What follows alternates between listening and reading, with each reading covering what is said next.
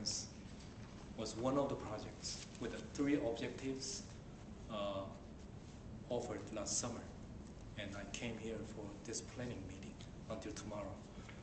3 objectives: intergenerational worship, bilingual worship, multicultural worship. These 3 are the gaps that Korean churches have to overcome. Intergeneration, between the generations, and language gap, and this multicultural, how to deal with the non-Koreans, because we are coming from pretty homogeneous country, and America is not homogeneous. Homogeneous idea is no. We cannot survive with the homogeneous idea. The only escape is kingdom idea, if they want to keep the homogeneous mentality. And another project is called, this is a brand new, not launched yet, Confluence. This is new word we created. Con, C-O-N, meaning together. Fluence, flow. So flowing together, assuming that there are many different branches, first generation, second generation, evangelical, or whatever, theological. But in the church, these branches of streams meet together in Jesus Christ and learn together to flow as a one stream. So we named it Confluence to identify critical issues emerging from the context of Asian American churches, to discern educational implications, and to provide practical approaches and resources to strengthen the Asian American ministries. So for next 3 years, you hear Confluence project, including consultations, workshops, and resources, educational endeavor. The worship conferences to try to tackle these gaps in worship. If we worship separate, we will never meet. That's right. So we try to bring in the worship. That's a worship project. And this is educational project led by these people. You may already know this, but Asian American Educational Ministry team. Doing teacher training and consultation on Christian education. The reason why I spent so much effort on this project is that in Christian education, that's where different people meet. Just like you and I met. That's right. At the teacher training. Right.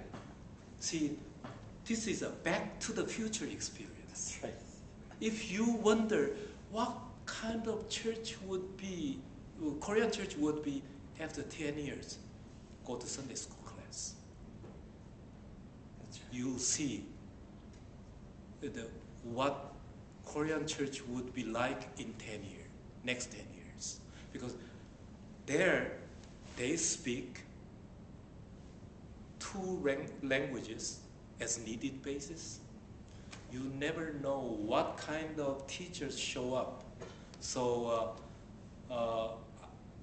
whenever I go to a church to do a teacher training, at the very first I have to settle the language. You never know what language I have to speak.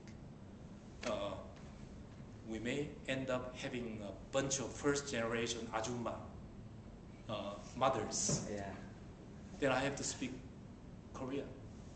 And we have a bunch of non-Koreans teaching Sunday school. for some reason, or second generation, or 1.5 generation. So this is a place that two different generations, one generation as a student, another generation as teachers, meet together, and professionals and volunteers meet together, like Christian educators, pastors, and teachers are just volunteers with no theological training, but work together. Two languages come together, and many times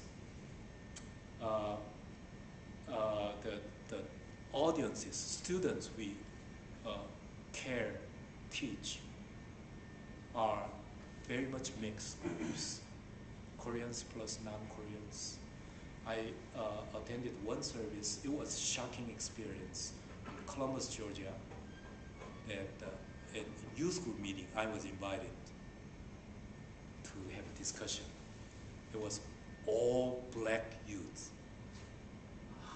They all claim that they are Korean, not Korean American, Korean period. But to me, they were all black kids using southern black accent. What happened was that in Columbus is the Warner Robins, the military base, huge base. And there was a Korean church and had a split.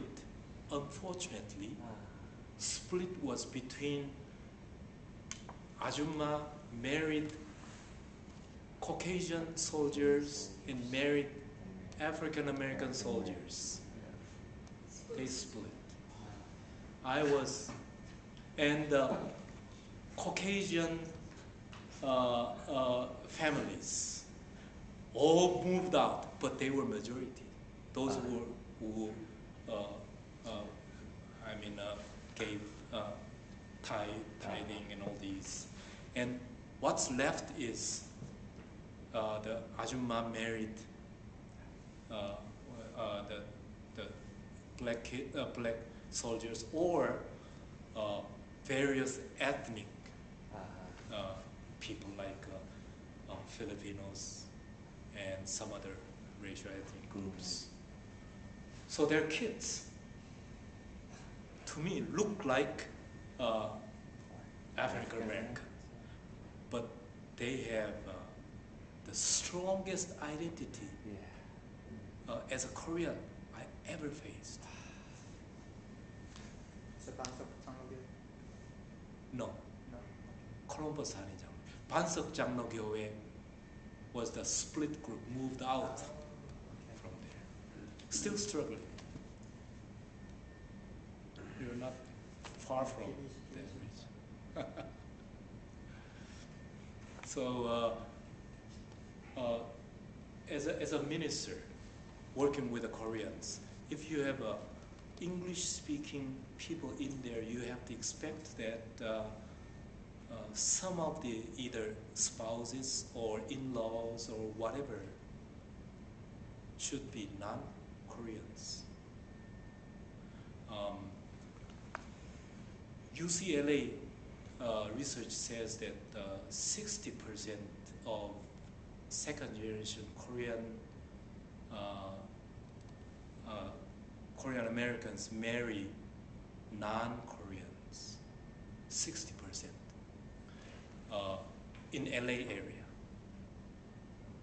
If young people, young adults in LA area marry non-Koreans, 60%, I wonder what percentage in Georgia here.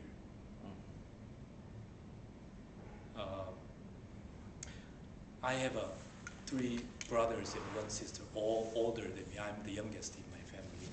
And my son is the only son in my whole Chai family married Korean.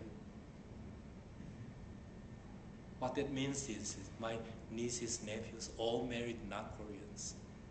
So when we have a family reunion, it's really a multicultural